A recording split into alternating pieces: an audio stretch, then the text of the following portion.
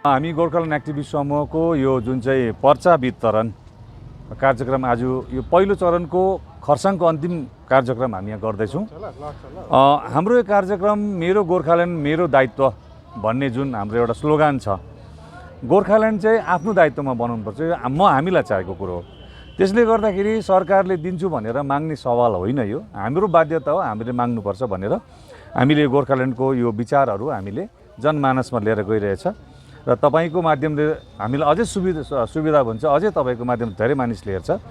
र हामीले के लेखेको छौँ भने यो एक्टिभिस्ट समूहको यो पर्चामा भन्दाखेरि चाहिँ धेरै लामो सङ्घर्ष हामीले दियौँ, हामीले सबै कुरो दियौँ, सरकारलाई दिनुपर्ने हामीले मत पनि भोट पनि दियौँ, सडकमा हामीले सङ्घर्ष गऱ्यौँ, जेल बस्यौँ, शहादत प्राप्त गऱ्यौँ, सबै कुरो गरेर पनि हामी आज हाम्रो सङ्घर्षदेखि हामी टाढो जानु सकेनौँ, सङ्घर्षमा बस्नुपर्ने हाम्रो बाध्यता भयो। र यो विश्लेषण गर्दाखेरि चाहिँ हामीले के पायौँ भन्दाखेरि चाहिँ कहीँ हाम्रोबाट पनि के त्रुटि भयो कि क्या हो भन्ने भयो। त्यसले गर्दाखेरि हामीले हाम्रो राष्ट्रको हाम्रो प्रमुखहरू राष्ट्रपिताहरूको कतिवटा विचारहरूलाई हामीले अगाडि राखेर हामीले सङ्घर्ष गरिरहेछौँ, जसमा हाम्रो तपाईँको महात्मा गान्धी, राष्ट्रपिता महात्मा गान्धी होइन, तपाईँको रवीन्द्रनाथ ट्यागोर भयो होइन, दुर्गा मल्ल, दलबहादुर गिरी, उहाँहरूको विचारहरूलाई हामी राखेको छौँ। त्यसले गर्दाखेरि भविष्यमा के हुन्छ भनेर निर्णय गर्नुको लागि चाहिँ अहिले हामी के गर्दैछौँ भन्ने कुरो महत्त्वपूर्ण रहेछ, यो राष्ट्रपिता महात्मा गान्धीले भन्नुभएको कुरा क्या। त्यसले गर्दाखेरि हेर्नुहोस् अहिले चुनावको माहौलमा सबै राजनीतिक दलहरू, सबैजना विशेष व्यक्तिहरू चुनावको दौडमा छ, तर आज हामी सडकमा छौँ, गोर्खाल्यान्ड भन्दैछौँ। किनभने चुनावले गोर्खाल्यान्ड दिने हो भने आज 2-3वटा गोर्खाल्यान्ड हाम्रो भइसक्ने थियो, 14मा गोर्खाल्यान्ड हुन्थ्यो, 4मा गोर्खाल्यान्ड हुन्थ्यो, 19मा हुन्थ्यो, तर दिनु सकेन चुनावले, किनभने चुनाव सँगसँगै सङ्घर्ष पनि हुनुपर्छ भन्ने कुरो चाहिँ हामीले पायौँ।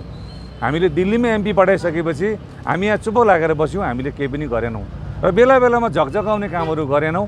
अहिले तपाईँको दार्जिलिङ पहाडमा हेर्नु हो भने गोर्खाल्यान्डको फ्ल्याग हामी खोज्नुपर्छ, गोर्खाल्यान्डको फेस्टुन खोज्नुपर्छ। अस्ति मलाई एउटा पिटिआईले इन्टरभ्यू लिनु घरमा आउँदाखेरि कहीँ पनि उसले फ्ल्याग फेस्टुनहरू पाइन भनेर मलाई भन्नुभयो क्या। त्यसले गर्दाखेरि हाम्रो क्षेत्रमा पनि यो चिजहरूको कमी भयो। अब इन्टेलिजेन्स ब्युरो भयो, सरकारको थुप्रो एजेन्सीहरू छ नि त, इन्टेलिजेन्स ब्युरोहरूले पनि रिपोर्ट लिएर जाँदाखेरि दार्जिलिङ त चकमन्नै छ, गोर्खाल्यान्डको कुरा गरेको छैन भन्ने रिपोर्टहरू दिल्लीमा पुग्यो। हाम्रो नेता दिल्लीमा गएर बसेर मात्रै गोर्खाल्यान्डको कुरा हुँदैन, हामी यहाँ केही न केही गरिबस्नुपर्छ भन्ने कुरोहरू हामीले भान भयौँ। त्यसले गर्दाखेरि गोर्खाल्यान्ड चाहिँ अब राजनीतिक सिकन्जामा बस्नु हुँदैन, गोर्खाल्यान्डको आन्दोलन प्रायोजित हुनु हुँदैन, यो आन्दोलन आवेग आक्रोशमा हुनु हुँदैन, यो आन्दोलन फुर्सदमा गर्नु हुँदैन, यो आन्दोलन ब्रेक लाउनु हुँदैन, कन्टिन्युएसन गर्नुपर्छ। यो आन्दोलन राजनीतिक दलको खालि आश्वासनमा खेरो फाल्नु हुँदैन, हामीले गर्नु हुँदैन भन्ने कुराहरू हो। गर्नुपर्छ भन्ने कुरो के हो भन्दाखेरि चाहिँ हामी त्यसै मुद्दाको पछाडि लागेको होइनौँ, कसैले दिन्छु भनेर मागेको होइनौँ, यो कुरा हामीले इम्पोर्टेन्ट भनेको छौँ। आज यहाँ धेरैजनाले सरकार दिने स्थितिमा छैन, माहौल छैन भनिबस्छ, तर हामी भन्छौँ यो कसैले दिन्छु भनेर मागेको होइनौँ, हामीले यो हाम्रो माग, हाम्रो बाध्यता हो। हामी त्यसै मुद्दाको पछि लागेको होइनौँ, कसैले दिन्छु भनेर मागेको होइनौँ। संविधानमा प्रावधान छ, हामी विदेशीको लाञ्छना सहनु परिरहेको छ, विदेशीको कलङ्क हटाउनुको लागि चाहिँ भारतको गर्दाखेरि यो बिचमा हामीले 6-7वटा हामीले गर्नुपर्ने मूल कुरोहरू हामीले यहाँ भनेर गएको छौँ।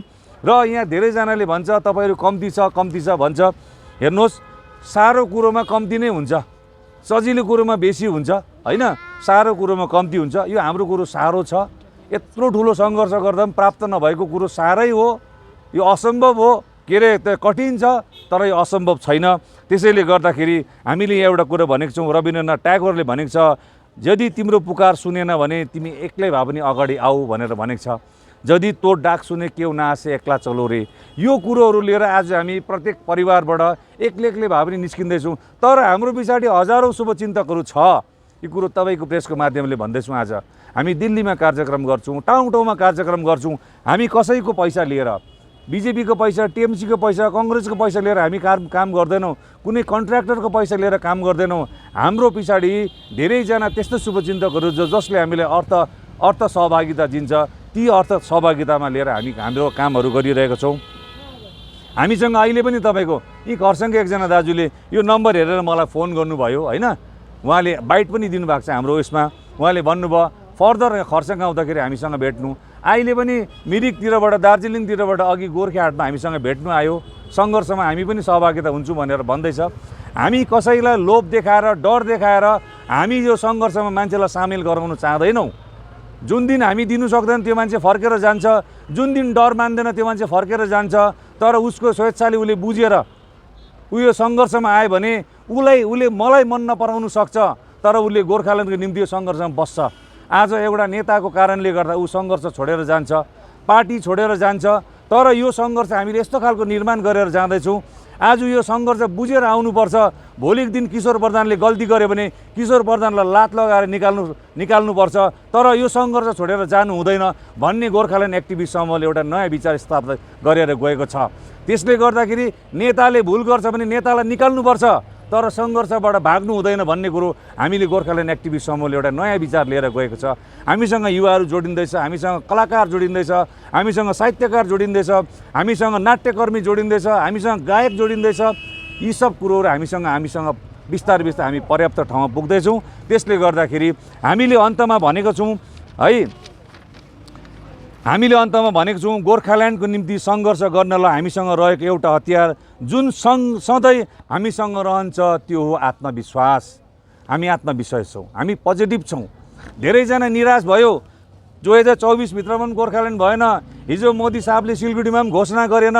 सबैजना अहिले सिरकको खोल ओढेर सुतिरहेको छ होला। कतिजनाले हाम्रो त चुनावमा गडबड भयो भनिरहेको होला।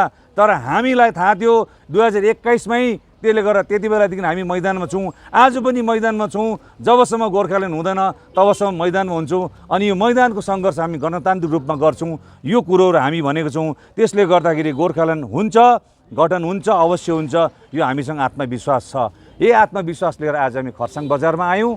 यो आज हाम्रो चौथो कार्यक्रमपछि हामी फेरि अर्को कार्यक्रम गर्नुको निम्ति हाम्रो सानो टोली एकपल्ट बस्छौँ र जसले पनि सम्पर्क गर्छ उनीहरू सबैलाई यो गोर्खाल्यान्डको सङ्घर्षमा हामी सामेल गरेर उहाँहरूको सहभागिता जनाउने हामी पहल गर्छौँ। र आज तपाईँको प्रेस मिडियाबाट पनि हामी यही आह्वान गर्छौँ जनतालाई, बौद्धिक, भौतिक र आर्थिक रूपले यो मुद्दामा तपाईँ सामेल हुनुहोस्। अनि यो मुद्दालाई तपाईँले यस्तो प्रकारले जोड्नुहोस् कि यो धर्मदेखिको माथि, यो जातदेखिको माथि, यो पेसादेखिको माथि हो यो। किनभने हामी स्वाभिमानी भारतीय गोर्खाहरूलाई विदेशीको कलङ्क नलागोस् भन्ने कुरोलाई हामीले फत्ते गर्नुको निम्ति यो मुद्दालाई यस्तो चरम र यस्तो ठुलो स्थानमा राख्नुपर्छ। गोर्खाल्यान्डको मुद्दा सच्चा स्थानमा राख्नुपर्छ। यही हामी आह्वान गर्न चाहन्छौँ। कहिले स्थापित भयो अलिकति त्यसको विषयमा पनि जानकारी दिनुहोस्। अनि यो चुनावको मुखमा तपाईँहरूले जुन चाहिँ यो पर्चा वितरण गर्नुहुँदैछ कुनै खास विशेष पार्टीलाई लाभ हुँदैन? हेर्नुहोस्, यो हाम्रो 2021को अगस्त महिनामा सुरु भएर हामीले डिसेम्बरदेखि हाम्रो कार्यक्रम सुरु गऱ्यौँ। हामीलाई फुर्सद छैन कार्यक्रम गर्नुको निम्ति। जनताले हामीलाई कार्यक्रममा दोहोऱ्याइरहेछ।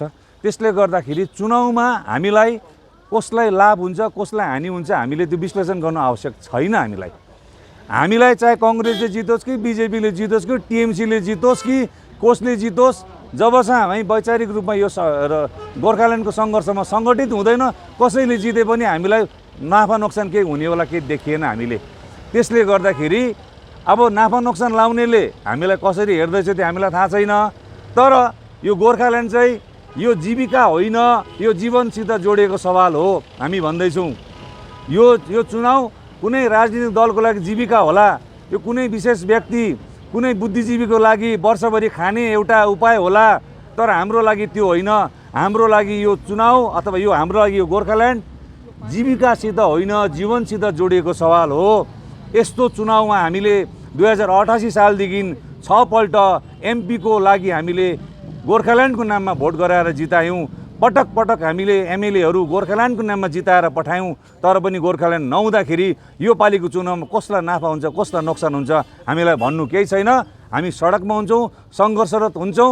अन्तिम दिनमा यदि जनताले हामीलाई प्रेसर गर्छ, तपाईँले घोषणा गर्नुपर्छ भनेर भन्छ भने त्यति बेला जनताको आह्वान र अनुरोधलाई बसेर हामी निर्णय अवश्य लिनेछौँ। त्यसको निम्ति त्यो अन्तिम दिनको कुरा हो। तर यति चाहिँ भन्छु, चुनावमा गोर्खाल्यान्ड एक्टिभिस्ट समूहको समूह र शुभचिन्तकहरूले भोट चाहिँ हाल्छ।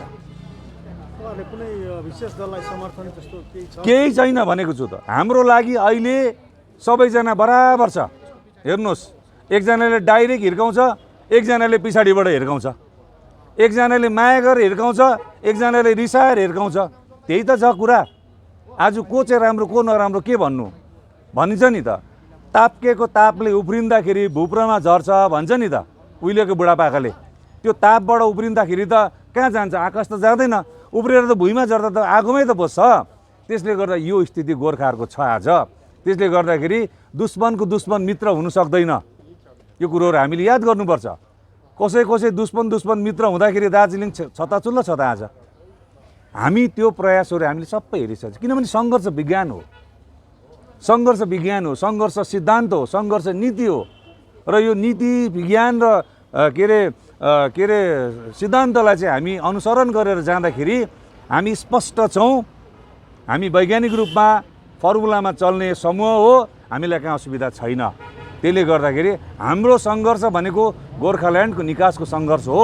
यसमा त हामी यो आह्वान गर्छौँ ती राजनीतिक दल, सम्पूर्ण राजनीतिक दलहरू, तपाईँहरूले सङ्घर्ष गर्नुभएको, तपाईँले आश्वासन दिनुभएको त्यो आज पूर्ण भएन। कमसेकम हामीपट्टि फर्केर हेर्नुहोस् अनि हाम्रो सङ्घर्ष तपाईँलाई सही लाग्छ भने हाम्रो सङ्घर्ष तपाईँले एडप्ट गर्नुहोस्। बरु हाम्रो विचारहरू तपाईँ एडप्ट गर्नुहोस्। तर अहिले तपाईँहरूको विचार हामीले एडप्ट गर्ने स्थिति छैन। यसले गर्दाखेरि यो चुनाव हाम्रो लागि गोर्खाल्यान्डसम्म पुग्ने एकमात्र माध्यम चाहिँ होइन भन्ने हामीलाई लागेको छ। यस मागलाई लिएर तपाईँहरूको समूहबाट चाहिँ अरू फर्दर प्रोग्राम के छ र अरू विगतमा के अरू गर्नुभएको छ अलिक छोटो जनाइदिनुहोस्। हेर्नुहोस्, हामीले छोटोमा भन्दाखेरि 4 पल्ट दिल्ली गयौँ, देहरादुन गयौँ, गुडगाउँ गयौँ, 6 पल्ट आसाम गयौँ।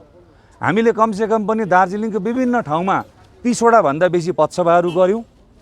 हामीले दार्जिलिङ, खर्साङदेखि दार्जिलिङ पदयात्रा गऱ्यौँ, कालिम्पोङदेखि दार्जिलिङ पदयात्रा गऱ्यौँ, नाजोकदेखि के अरे तपाईँको समतार पदयात्रा गऱ्यौँ, पन्बुदेखि समतार पदयात्रा गऱ्यौँ। हामीले दार्जिलिङ, कालिम्पोङ, खरसाङ, दार्जिलिङ, कालिम्पोङ र सिलगढीमा हामीले सेमिनार गऱ्यौँ। दार्जिलिङ र कालिम्पोङ र सिलगढीमा हामीले अन्तर्क्रिया गऱ्यौँ। यो सबै कार्यक्रम हाम्रो भित्र छ। यो त हाम्रो गोर्खाल्यान्डको कार्यक्रम हो, भइसकेको छ यो कार्यक्रम। अब उपरान्त के हुन्छ भन्ने कुरो हामीले भनिसकेको छौँ। यो पर्चालाई अझै राम्रो प्रकारले बनाएर अब अहिले हामीलाई यो जुन चाहिँ तपाईँको हामीले नम्बर दिएको छौँ, यो नम्बरमा हामीलाई फोन आउनु थालेको छ है। अहिले सिङतामबाट फोन आयो, अहिले मिरिकबाट भेट्नु आयो, अहिले यहीँबाट फोन आयो। यो फोन आउनु थालेको छ। अझै हामीलाई उनीहरूले हामीलाई सुझावहरू दिँदैछ। हामीले अझै थप्नुपर्ने कुरोहरू यदि के पायौँ भने हामी त्यो थपेर फेरि नयाँ पर्चा लिएर हामी गाउँ बस्ती फेरि जान्छौँ। सरकार समक्ष यस तपाईँहरूको समूहद्वारा भेटघाट भएको छ यस विषयमा? हेर्नु, सरकारले त दिन्छु भनेर भनिसकेपछि सरकारलाई हामीले फेरि अर्को प्रकारको हामीले दस्तावेज बुझाउन आवश्यक थिएन है। अहिले हामीले सरकारलाई भन्नु केही पनि छैन। सरकारले गोर्खाल्यान्डको आन्दोलन बुझेको छ। किनभने गोर्खाल्यान्डको आन्दोलनको समयमा आज तकदेखिको लिएर एबिपी आनन्ददेखि लिएर एबिपी न्युजदेखिको लिएर डिडी न्युजदेखि लिएर सरकारको कानमा हाम्रो आन्दोलन पुगिसकेको छ। तर ती आन्दोलनमा कहीँ हिंसा भयो। तर अबको हाम्रो सङ्घर्षमा हिंसा हत्याको सङ्घर्ष हुँदैन। हामी सङ्घर्ष गणतान्त्रिक रूपमा लिएर जान्छौँ। यो सङ्घर्षलाई सरकारले मान्यता दिनुपर्छ। यदि सरकार आफै पनि गणतन्त्रमा विश्वास गर्छ भने यो गणतन्त्रको सङ्घर्षमा सरकारले हामीलाई मान्यता दिनुपर्छ। र हाम्रो लङ पेन्डिङ डिमान्ड सरकारकै भाषामा भन्नु हो भने, बिजेपी पार्टीको भाषामा भन्नु हो भने 2014मा उसले घोषणापत्रमा लेखेको थियो लङ पेन्डिङ डिमान्ड भनेर लेखेको थियो। उसकै भाषामा यदि भन्नु हो भने हाम्रो लङ पेन्डिङ डिमान्ड, हाम्रो आइडेन्टिटीको डिमान्ड सरकारले पुरा गर्नु सरकारको दायित्व हो भन्ने कुरा हामीलाई लागेको छ। सरकारसँग जाने केही प्लान छ? हाम्रो जाने प्लान केही पनि छैन। तर सरकारले हामीलाई वार्तामा बोलाउनु भयो भने हामी सरकारसँग बस्नु तयार छौँ। छोटो एकपल्ट है भन्नु त पहिला पनि तपाईँ बताइसक्नुभयो। फेरि छोटोमा अहिले जुन चाहिँ तपाईँहरूको कार्य हुँदैछ के दर्शाउनुको निम्ति हुँदैछ, जनतामा के जगाउनु? हामी यही जगाउनु निस्किँदैछौँ कि जनता अहिले यो 2019देखिको 2024सम्म 5 वर्षको सङ्कल्प पत्रको मियादभित्र हामीले हाम्रो राज्य प्राप्त नहुँदा पनि जनता आज आनन्द छ। 2-4 जना ज्ञानी मान्छेहरू, बुद्धिजीवी मान्छेहरू, राजनीतिक पार्टीहरू कसले टिकट पाउँछ र कसलाई भोट हाल्नुपर्छ भन्ने दिशामा छ। तर दुःखको कुरो हामीले 4 लाखभन्दा बेसी भोट दिएर एमपी बनाएको हाम्रो पर्मानेन्ट पोलिटिकल सल्युसनको चर्चै छैन। त्यसले गर्दाखेरि यो चुनावको माध्यममा पनि गोर्खाल्यान्डको चर्चा चाहिँ निरन्तर हुनुपर्छ। गोर्खाल्यान्ड बाहेक अर्को केही पनि छैन दार्जिलिङ पहाडमा, किनभने गोर्खाल्यान्डको निम्ति हजारौँजनाले शहीद दिएको छ, यहाँ शहादत दिएको छ। यहाँ आज काँचो डल्ले खोर्सानी र के अरे तपाईँको सुक्खा रोटीको सुनिल राईको जुन चर्चा आज भएको छैन, कालिम्पोङको शहीद दिवसमा प्रतिमा प्रधानको शहादतको कुरो आज उल्लेख भएको छैन, सिक्किमको भूमिमा दावा भुटियाको जुन निसङ्ग हत्या जुन शहीद भएको कुरा उल्लेख छैन। आज चुप्पो लागेर खालि भोटको बजारमा जाने राजनीतिक व्यापारीहरू अब दार्जिलिङ पहाडको लागि ठिक होइन। अब यहाँ राजनीतिक व्यापार होइन, यो गोर्खाको गणतान्त्रिक सङ्घर्षको आवश्यक छ। हामी पनि गणतन्त्रमा विश्वास गर्छौँ, हामी पनि संसदीय प्रणालीमा विश्वास गर्छौँ, हामी पनि भोट हाल्छौँ। तर अहिलेको लागि भोटभन्दा इम्पोर्टेन्ट चाहिँ हाम्रो सङ्घर्षलाई जीवित राख्नु, गोर्खाल्यान्डको आवाजलाई जीवित राख्नु हो भन्ने हामीलाई लाग्छ। आपने सही प्रश्न किया। चुनाव के समय में हमको निकलना था, क्योंकि लास्ट टाइम चुनाव के टाइम में हमको हमारा गोरखाओं को बीजेपी पार्टी ने एक संकल्प किया था कि हमारा गोरखालैंड अथवा परमानेंट पॉलिटिकल सॉल्यूशन 4-5 साल के अंदर में दे देंगे। लेकिन 11 फरवरी 2024 को अंतिम जो बजट सेशन था तो शेष हो गया। उसके बाद इधर में कोई सेशन नहीं था। दैट मीन्स 11 फरवरी 2024 तक नहीं होने से नहीं होगा। और अभी चुनाव का जो चर्चा चल रहा है, अभी दार्जिलिंग पहाड़ में भी चुनाव, सभी चुनाव की चर्चा में आ गया, लेकिन हमारा जो मुद्दा है वो जहीं की तहीं रह गया। हम चाहते हैं कि ये मुद्दा चुनाव के समय में सरकार बीजेपी पार्टी ने हमको आश्वासन दिया था, संकल्प किया था, नहीं हुआ। अभी चुनाव की चर्चा क्यों करेंगे? अभी हमारा अपना मुद्दा का चर्चा करेंगे। किसको वोट देना है, किसको नहीं देना है, ये दूसरा बात है। जब चुनाव का डेट डिक्लेयर होगा तब अपना देगा। लेकिन अभी दार्जिलिंग पहाड़ में सभी political party, social organisation, as individual सभी चुनाव के पीछे दौड़ गया है। हमारा अपना जो मुद्दा है, अपना जो एक जो हमारा आइडेंटिटी का जो मुद्दा, इतना हमारा जो गोरखाओं ने शहादत हासिल किया है, वोट दिया है 3 टाइम, कांग्रेस को वोट दिया है, बीजेपी को वोट दिया है, इतना लंबा 105 दिन स्ट्राइक किया, फिर भी अभी चुनाव के पीछे हम क्यों जाएंगे? हम लोग बोलता है कि चुनाव मात्र एक जरिया नहीं है गोरखालैंड के लिए। चुनाव के साथ साथ एक डेमोक्रेटिक मूवमेंट भी गोरखालैंड तक पहुंचने का जरिया होना चाहिए। हम लोग ने 5 साल राजू बिष्ट को जिताकर आराम से बैठ गया। दार्जिलिंग में कोई मूवमेंट नहीं हुआ। जितना मूवमेंट हुआ हम लोग ने छोटा छोटा मूवमेंट किया, क्योंकि हम तो छोटा समूह है, हम तो बड़ा समूह नहीं है। छोटा छोटा मूवमेंट किया। दिल्ली में भी हमने छोटा छोटा मूवमेंट किया। लेकिन जिस पॉलिटिकल पार्टी ने बीजेपी को वोट दिलवाया, वो पार्टी चुप बैठ गया। अभी वो लोग चुप बैठा हुआ है। लेकिन इसीलिए हमारा दार्जिलिंग का जो डिमांड है, भारतीय गोरखा का डिमांड है, ये गोरखालैंड की डिमांड है। इसीलिए हम लोग चुनाव के माहौल में हम घुस गया है कि चुनाव से बड़ा हमारा मुद्दा है। मोदी जी भी कल का जो सभा हुआ था उसमें, अभी देखिए, इसमें हम दूसरा तरीका से बोलूँगा आपको। हमारा जो डिमांड है ये पार्लियामेंट से होता है, ये पॉलिटिकल घोषणा से नहीं होता है। ये घोषणा तो 2014 में 11 जनजाति का घोषणा तो मोदी जी ने तो एक जात का उच्चारण करके बोला था 14 में। अभी 10 साल भी हुआ, नहीं हुआ।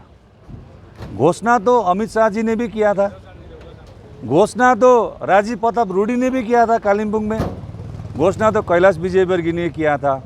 एक घोषणा से होने वाला कुछ नहीं था। 2021 में हमने अपना पार्टी छोड़कर हम बाहर निकला, क्योंकि पॉलिटिकल घोषणा से होने वाला कुछ नहीं है। जो होना है पार्लियामेंट में होना है। हम लोग तो सोचा था कि सिलगुड़ी में घोषणा होने से भी क्या होगा, पार्लियामेंट में पास किया। ये जो वुमेन रिजर्वेशन बिल, वो तो इम्प्लीमेंट नहीं हो रहा है अभी, वो तो 29 के बाद इम्प्लीमेंट होगा। वो जो चीज़ पास हुआ वो तो इम्प्लीमेंट नहीं हुआ, हमारा तो पास भी नहीं हुआ, तो क्या होगा? लेकिन जिसका दिमाग में कुछ नहीं है वो मोदी का भाषण का पीछे में लगा हुआ था। क्या बोलेगा मोदी जी, क्या बोलेगा? जो वो सोच रहा था ना, उसका दिमाग में कुछ नहीं है। एक तो कुछ नहीं होगा, नहीं तो वो जानबूझकर भी वो गंवारा हो गया। लेकिन क्योंकि हमारा डिमांड पार्लियामेंट में पास होना है, राजनीतिक भाषण में पास नहीं होना है। हमको कुछ असर नहीं लगा, मोदी जी ने कुछ नहीं बोला, हमको कुछ असर नहीं हुआ, इसीलिए हम लोग अभी भी मैदान में है। लेकिन जिसका असर होगा वो शायद बिछाने में होगा। अभी यही बोलना है हमको। अभी देखिए, बेचारा लोगों को पॉलिटिक्स पता नहीं है, बेचारा लोगों को देश का सिस्टम पता नहीं है। जिस आदमी ने लोगों को अभी तक गुमराह किया है ना, बदमाश वो आदमी है। बदमाश जनता नहीं है, बदमाश वो आदमी जनता को जो गुमराह कर रहा है ना, उसका वो बदमाश है। इसीलिए हम लोग बोलता है कि नेता को ईमानदार होना पड़ेगा और जनता को सचेत होना पड़ेगा। जब तक जनता सचेत नहीं होगा तब तक नेता बदमाशी करेगा। जब तक नेता ईमानदार नहीं होगा तब तक जनता सचेत नहीं होगा। इसीलिए हम लोग अभी जनता के पास जा रहा हूँ, क्योंकि जनता सीधा साधा है, जनता का हम सचेत कर सकते हैं, लेकिन नेता का हम ईमानदार नहीं कर सकते हैं। उसका आदत बैठ गया, वो नेता के पास नहीं जाएंगे हम। इसलिए हम जनता के पास जा रहे हैं कि जनता ईमानदार है, जनता को सचेत करवा हम सकते हैं, लेकिन नेता को ईमानदार हम करवा नहीं सकते। इसीलिए अभी हम जनता के पास जा रहा हूँ।